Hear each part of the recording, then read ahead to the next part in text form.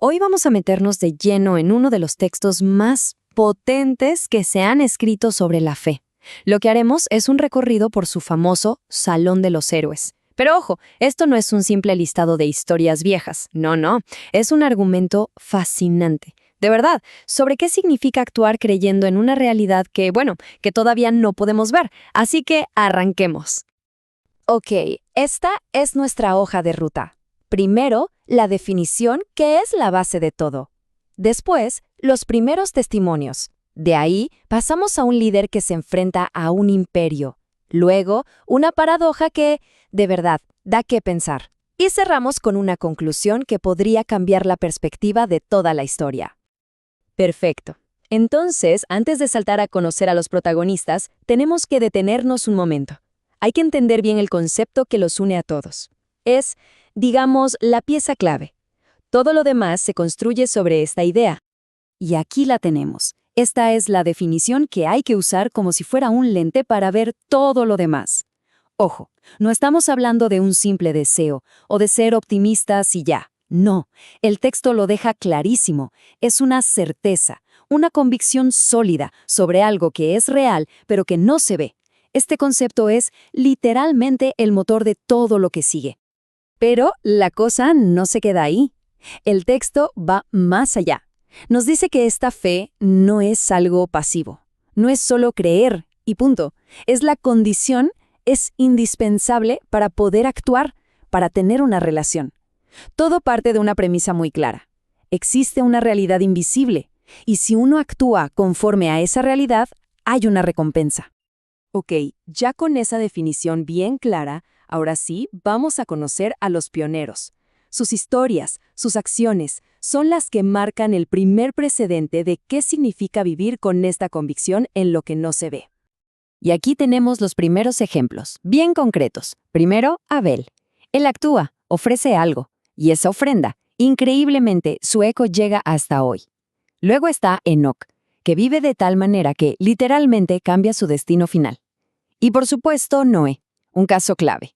Imaginen esto, actúa basándose en una advertencia sobre algo que nadie había visto jamás. Y lo que es fascinante de la historia de Noé es cómo el texto la desarma, ¿no? Nos la muestra como una secuencia perfecta de causa y efecto. Piénsenlo, todo empieza con una advertencia, una alerta sobre un futuro que nadie puede ver.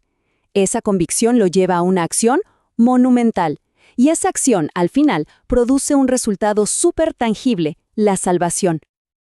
Bueno, ahora la cosa se pone más interesante. Vamos a ver cómo esta idea evoluciona, cómo crece.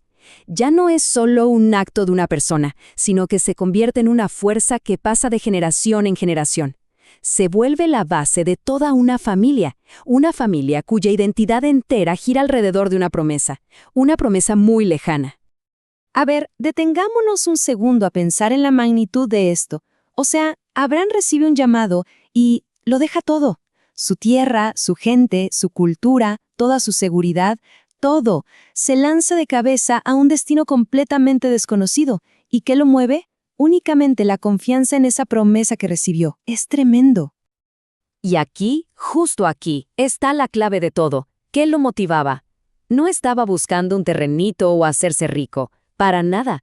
Su mirada estaba puesta en algo mucho más grande, mucho más allá, en una realidad permanente, celestial. Su fe, entonces, no estaba anclada en un beneficio inmediato, aquí en la tierra, sino en una recompensa trascendente. Y la historia de Sara, es igual de poderosa, porque aquí la fe se enfrenta cara a cara con la biología, con lo que todos diríamos que es imposible. Su capacidad para tener un hijo no tenía nada que ver con las leyes de la naturaleza. Dependía enteramente de su convicción en que la promesa que le hicieron era fiel. Es la fe básicamente rompiendo las barreras de lo físicamente posible. Y ahora el relato sube de nivel, pero de forma dramática.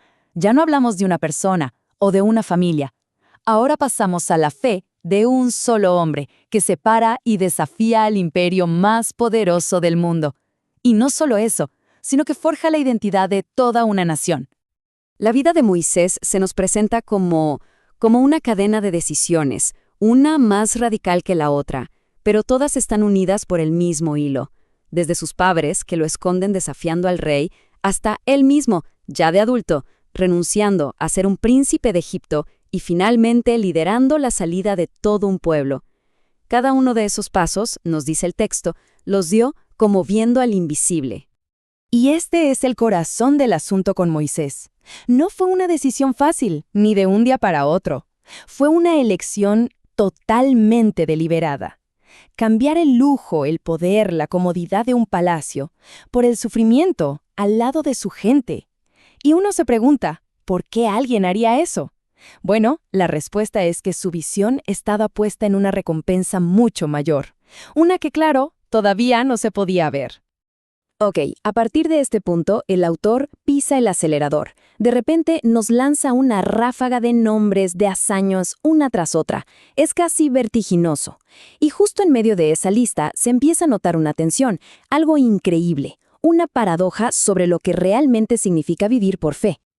Y esto, de verdad, es brillante, porque el texto nos muestra las dos caras de la moneda, así, sin filtros. Por un lado, claro, la fe trae victorias milagrosas, conquistan reinos, apagan fuegos, derrotan ejércitos, increíble. Pero, por el otro lado, también lleva a un sufrimiento extremo. Hablamos de tortura, de persecución, de muerte. O sea, el mensaje es claro. La fe no es una fórmula mágica para el éxito en este mundo. Es algo muchísimo más complejo y profundo. Y justo cuando pensamos que llegamos al punto más alto, al clímax heroico, después de esta lista impresionante de logros, ¡pum! El texto da un giro narrativo totalmente inesperado que va a redefinir todo, absolutamente todo lo que acabamos de leer. El autor empieza la conclusión de una manera muy tranquila. Reconoce la grandeza de todas estas figuras. Dice, ok, no hay duda, sus vidas son un testimonio extraordinario. Pero esta frase es solo la calma antes de la tormenta. Nos está preparando para el giro final. Y entonces nos lanza la pregunta clave.